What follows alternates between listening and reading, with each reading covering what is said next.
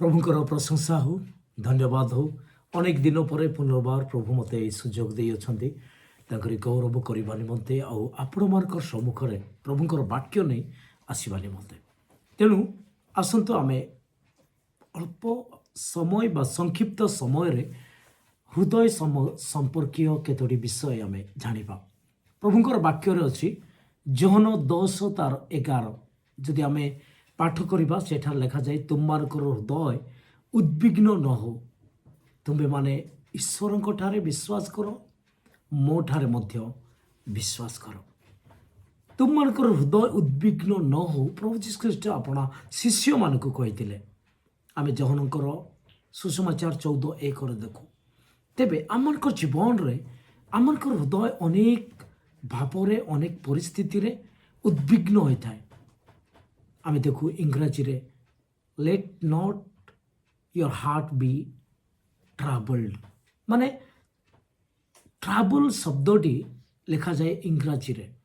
ଚିନ୍ତା କରିବା, ଉଦ୍ବିଗ୍ନ ହେବା ଅର୍ଥାତ୍ ଆମେ ସମସ୍ୟା, ଟ୍ରାବଲ୍, ଅସୁବିଧା, ଅନେକ ପ୍ରକାର ଘାତ ପ୍ରତିଘାତ ବିଷୟ ଆମମାନଙ୍କର ହୃଦୟରେ ଯେତେବେଳେ ଆମେ ଜାତ କରୁଛୁ, ସେହି ସମୟରେ ଆମମାନଙ୍କର ହୃଦୟ ଉଦ୍ବିଗ୍ନ ହୋଇଯାଉଛି।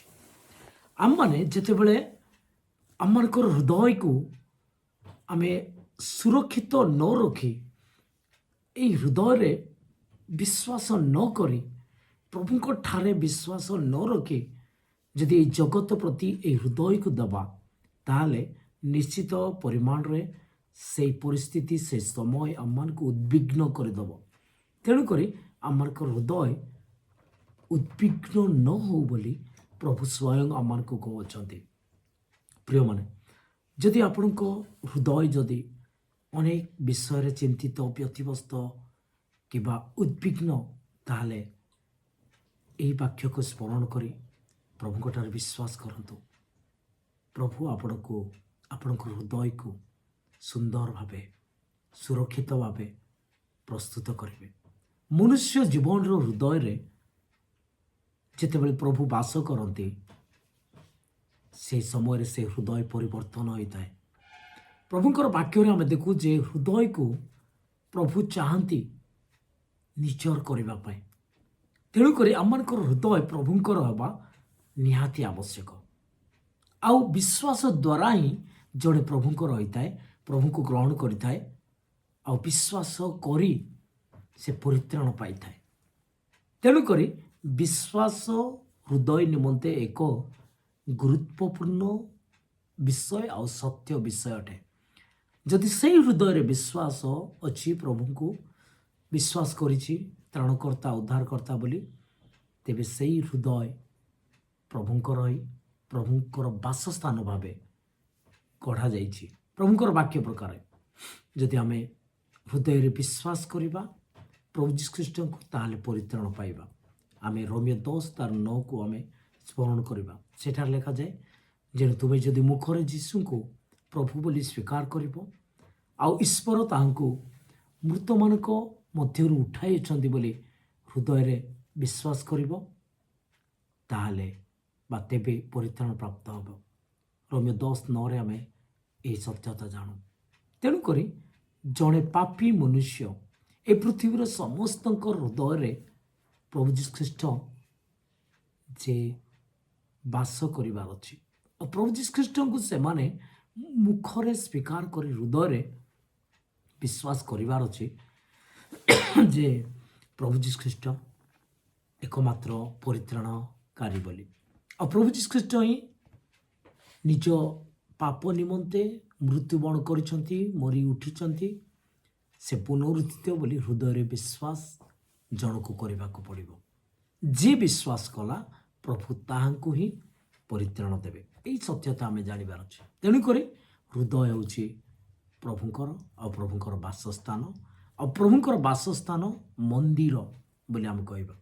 ମନୁଷ୍ୟ ଯେଉଁଠି ବାସ କରୁଛି ତା ଗୃହ, କିନ୍ତୁ ଈଶ୍ୱର ସ୍ୱୟଂ ପ୍ରଭୁ ଯେଉଁଠି ବାସ କରନ୍ତି ତାହା ମନ୍ଦିର ବୋଲି କହିବା। ତେଣୁ ପ୍ରଭୁଙ୍କର ବାକ୍ୟରେ ଆମେ ସବୁ ଜାଣୁ। 1 Corinthians 3:16 ତୁମମାନେ କି ଜାଣ ନାହିଁ ଯେ ତୁମମାନେ ଈଶ୍ୱରଙ୍କ ମନ୍ଦିର ଆଉ ଈଶ୍ୱରଙ୍କ ଆତ୍ମା ତୁମମାନଙ୍କ ଅନ୍ତରରେ ବାସ କରନ୍ତି। ଏ ବିଷୟ ଆମେ ପ୍ରଥମ Corinthians 3:16 ଦେଖୁ। ତେଣୁ ଆମମାନଙ୍କର ହୃଦୟ ପ୍ରଭୁଙ୍କର ବାସସ୍ଥାନ। ତେଣୁକରି ଏହି ହୃଦୟରେ କେବଳ ପ୍ରଭୁଙ୍କର ବିଷୟ, ପ୍ରଭୁ ହିଁ ବାସ କରିଥାନ୍ତି। ଆମମାନେ ସ୍ୱୟଂ ଜଣେ ଜଣେ ମନ୍ଦିର ଈଶ୍ୱରଙ୍କର ଭାବେ। ତେଣୁ ଏହି ମନ୍ଦିରରେ ଅଶୁଚି, ମନ୍ଦତା କି କୌଣସି ବିଷୟ ଏହି ଶରୀରରେ ଦେଖାଯିବା ଉଚିତ ନୁହେଁ, କି ଏହି ହୃଦୟରୁ ବାହାରିବା ଉଚିତ ନୁହେଁ ମନ୍ଦଟା। କାରଣ ପ୍ରଭୁଙ୍କର ହୃଦୟ, ପ୍ରଭୁଙ୍କର ଆମେ ହେଇଛୁ, ଆଉ ପ୍ରଭୁ ଆମଠାରେ ବାସ କରୁଛନ୍ତି। ତେଣୁକରି ଆମେ ସମସ୍ତେ ଆମର ହୃଦୟକୁ ତାଙ୍କର ବାସସ୍ଥାନ ବା ମନ୍ଦିର ବୋଲି ଆମେ ସମସ୍ତେ ବିଶ୍ୱାସ କରିବା ସହିତ ଏହା ଭାବିବା ଦରକାର। ତେଣୁ ଆମମାନଙ୍କର ହୃଦୟକୁ ଅତି ଯତ୍ନରେ ଆମେ ରଖିବାର ଅଛି। ହୃଦୟକୁ ଯଦି ଆମେ ଅତି ଯତ୍ନରେ ରଖିବା, କାହିଁକି ପ୍ରଭୁଙ୍କର ବାକ୍ୟରେ କୁହାଯାଏ ହିତୋପଦେଶ 4:23 ଯେ ତୁମ ହୃଦୟକୁ ଅତି ଯତ୍ନରେ ରଖ, ଯେହେତୁ ତହିଁରୁ ଜୀବନର ପ୍ରବାହ ଜନ୍ମେ। ତେଣୁ ଆମର ହୃଦୟକୁ ଆମେ ଯତ୍ନ ସହକାରେ ରଖିବାର ଅଛି, ଜାଗ୍ରତ ସହକାରେ ରଖିବାର ଅଛି। ଏହି ହୃଦୟ ପ୍ରଭୁଙ୍କର ବାସସ୍ଥାନ, ପ୍ରଭୁ ଅଛନ୍ତି। ଆଉ ଏହି ହୃଦୟ ପବିତ୍ର ସୂଚି ଅନ୍ତଃକରଣ ଅଟେ ବୋଲି ଆମେ ମନେ କରିବାର ଅଛି। ଆଉ ଏହି ହୃଦୟ ହେଉଛି ପ୍ରଭୁଙ୍କର। ତେଣୁ ଆମେ ଏହି ହୃଦୟକୁ ସୁରକ୍ଷା କରିବା। ତେବେ ଏହି ହୃଦୟରେ କ'ଣ ସବୁ ରହିବା ଦରକାର?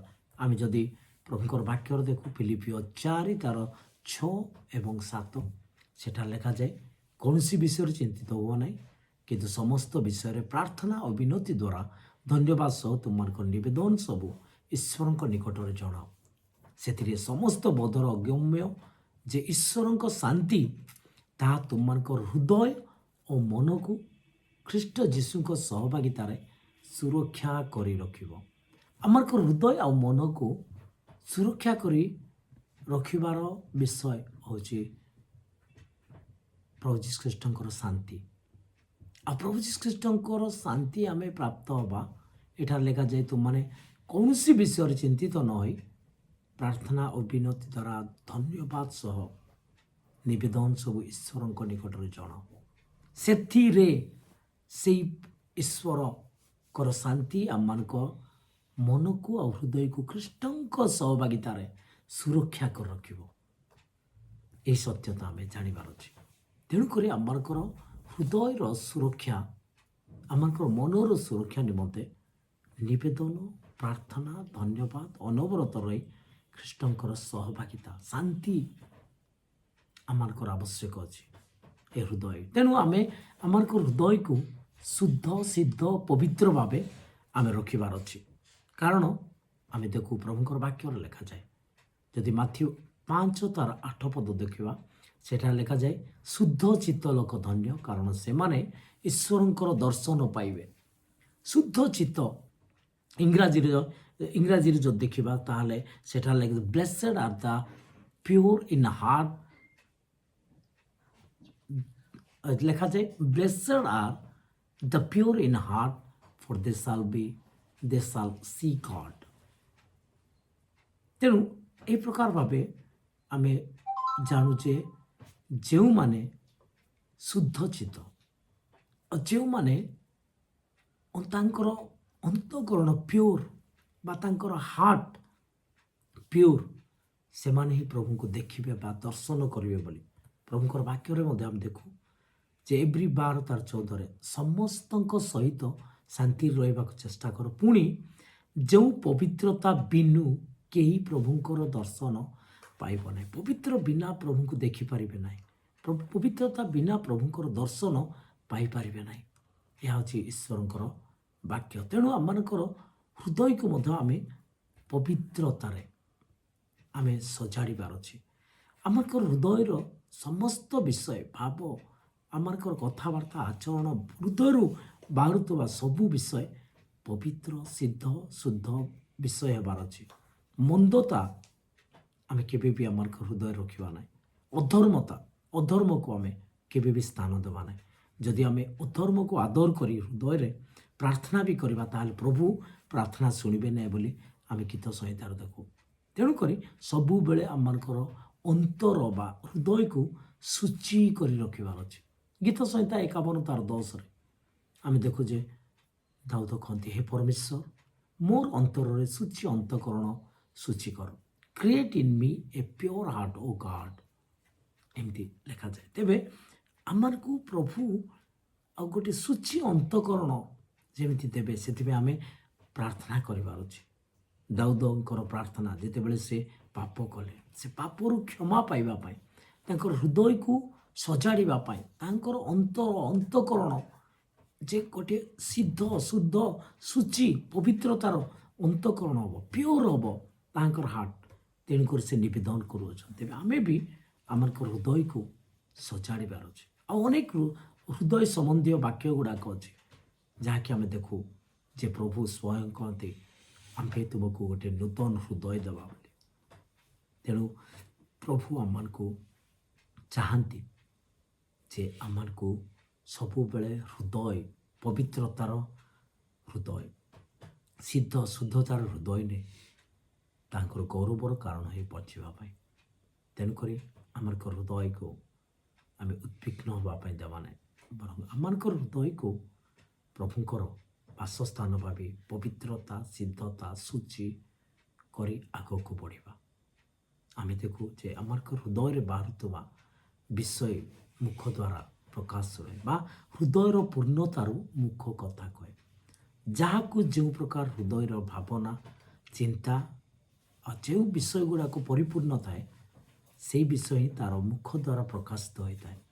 ଯଦି ଜଣେ ପ୍ରେମ, ଦୟା, କ୍ଷମାର ହୃଦୟ ଥାଏ, ତାହେଲେ ସାଙ୍ଗେ ସାଙ୍ଗେ ତା'ର ମୁଖରୁ ସେହିସବୁ ବିଷୟ ହିଁ ବାହାରି ପଡ଼ିଥାଏ। କାରଣ ପ୍ରଭୁଙ୍କର ବାକ୍ୟ ପ୍ରକାର ହୃଦୟରେ ଯାହା ପରିପୂର୍ଣ୍ଣ ହୋଇ ରହିଥିବ, ତାହା ହିଁ ମୁଖ ଦ୍ୱାରା ବାହାରିବ ବୋଲି। ତେବେ ଆମମାନଙ୍କର ହୃଦୟକୁ ସବୁବେଳେ ପ୍ରଭୁଙ୍କର ହୃଦୟ, ସୂଚି ପବିତ୍ରତାର ହୃଦୟ, ଏହି ପ୍ରକାର ଭାବି ଆମେ ନିଜ ନିଜକୁ ପ୍ରସ୍ତୁତ କରିବା, ଆମମାନଙ୍କର ହୃଦୟକୁ ମଧ୍ୟ ପ୍ରସ୍ତୁତ କରିବା। ପ୍ରଭୁ ଆମମାନଙ୍କୁ ଅନୁଗ୍ରହ କରନ୍ତୁ। ଧନ୍ୟବାଦ।